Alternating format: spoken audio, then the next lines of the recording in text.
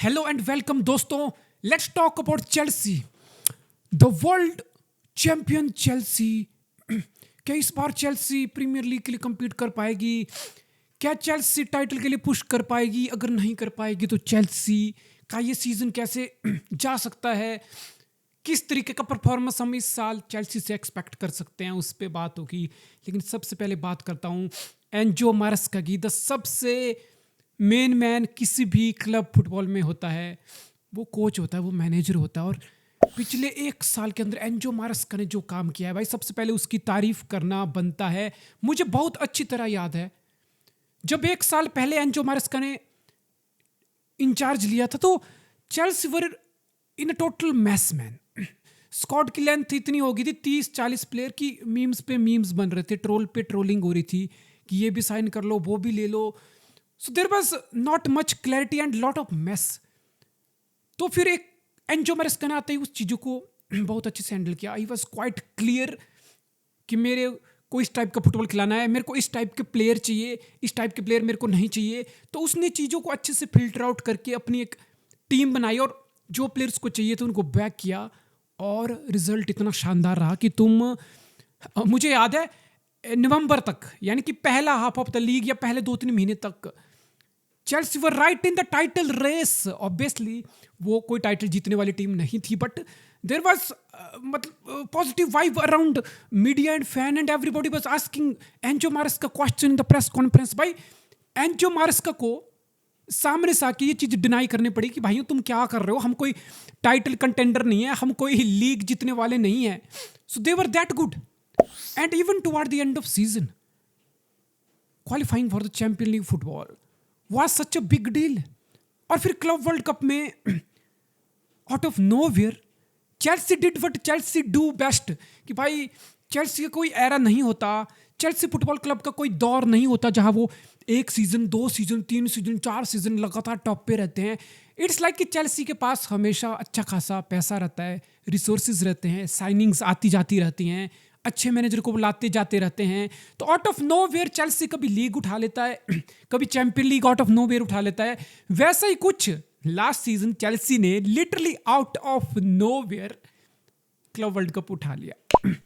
तो फिर इस साल क्या होगा भाई, क्या एक्सपेक्टेशंस हैं? बिकॉज क्लब चैंपियन बनना और एक साल में इतनी अच्छी खासी इंप्रूवमेंट लेके आना, तो एंजो मारेस्का से एक्सपेक्टेशन तो बोर्ड की भी बढ़ेंगी और कहीं ना कहीं फैन बेस की भी बढ़ेंगी। और थोड़ी सी बात मैं चेल्सी की साइनिंग्स पे करना चाहता हूँ कि चेल्सी किस तरीके का बिजनेस करना पसंद करता है। देखो ये जो Tod Boilly clear lake investment का एरा है, इसमें एक चीज़ बहुत कॉमन है कि बहुत सारे यंगस्टर पे चेल्सी दांव लगाता है और लगाता आ रहा है। इट्स नॉट लाइक कि चेल्सी बहुत ज़्यादा एस्टेब्लिश्ड प्लेयर की साइनिंग कर रहा है, बहुत ज़्यादा कोई world superstar of world football उठाए जा रहे हैं। देवर लाइक कि सारे फ्यूचरिस्टिक टैलेंट वाले लोग उठाए जा रहे हैं और इसमें से कुछ साइनिंग काम किए हैं और बहुत काम भी नहीं किए हैं। जैसे कॉलविल की साइनिंग ऑब्वियसली तुम्हारा एकेडमी का प्रोडक्ट था, अच्छा खासा काम किया है। वेस्ले पोफाना अगर फिट होके आएगा तो मेरे को लगता है वो अच्छा खासा प्लेयर तुम्हारे लिए बनेगा, centre back.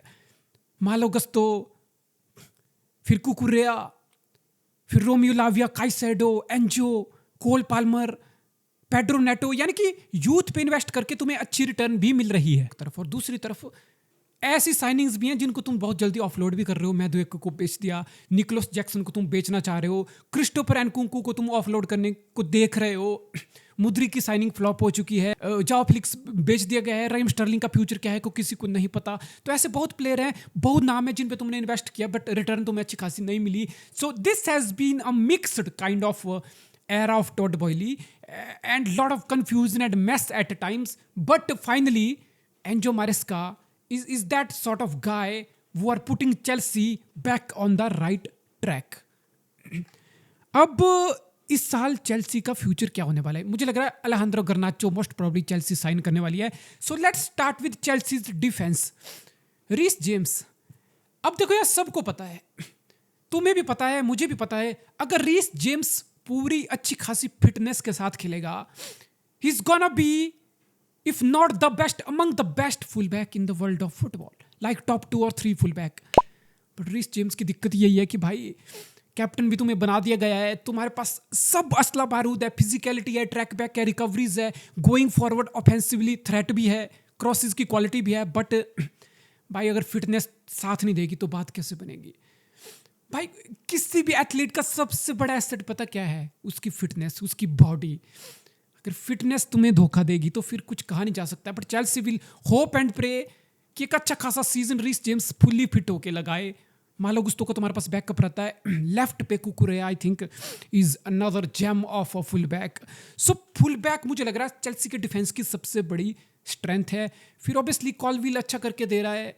I think Fofana जितना इंजरी से स्ट्रगल किया, अगर फोफाना फिट होता है, another player, another good player who has been so badly hampered with injuries, अगर वेस्ले फोफाना फिट रहता तो कॉलविल फोफाना का एक बहुत सॉलिड सेंटर बैक पेयरिंग हमें देखने को मिल सकती है, रॉक सॉलिड।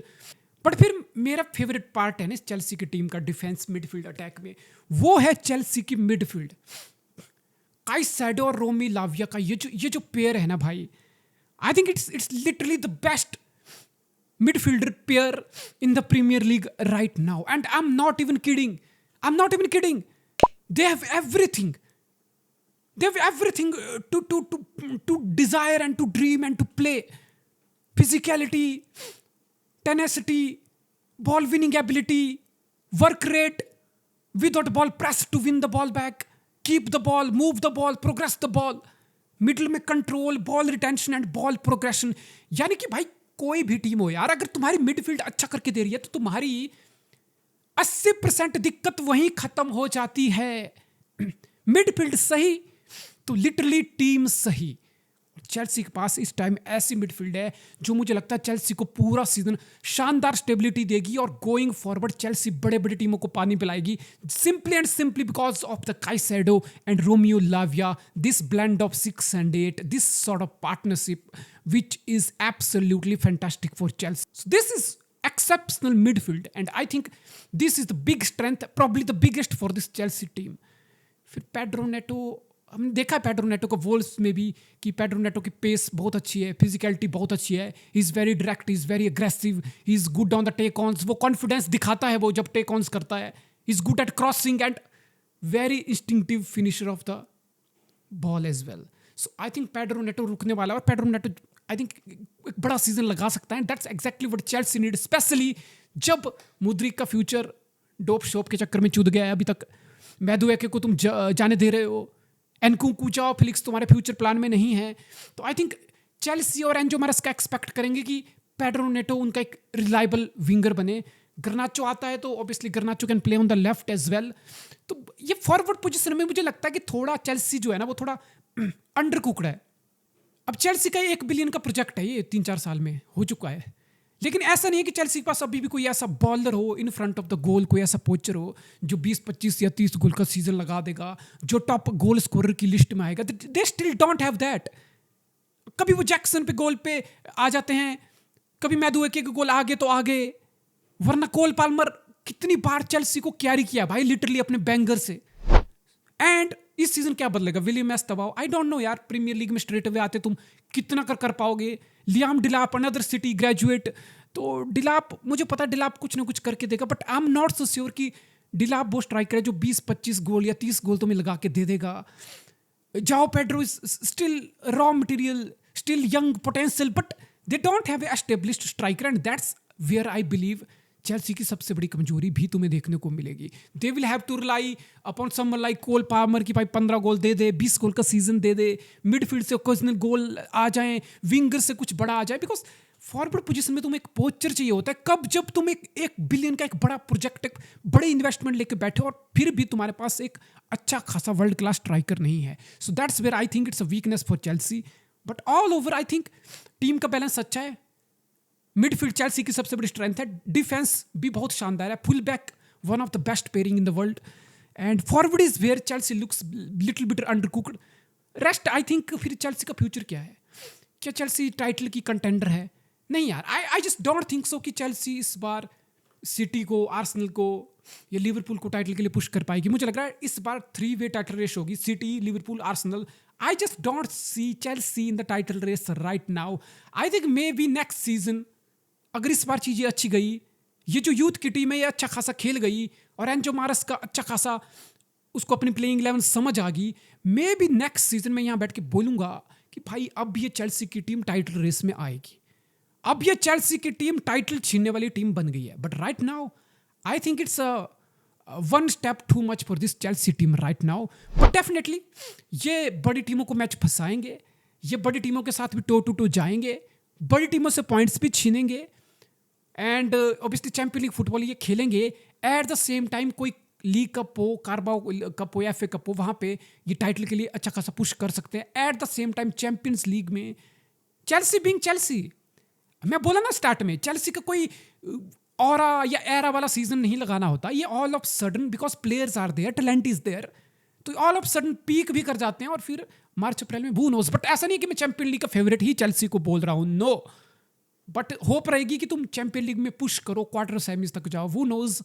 तो यही एक्सपेक्टेशन है कि टॉप 4 आना पड़ेगा मिनिमम, टाइटल के लिए हो सके तो पुश करो. But right now I think it's a one step too much for Chelsea team this season at least.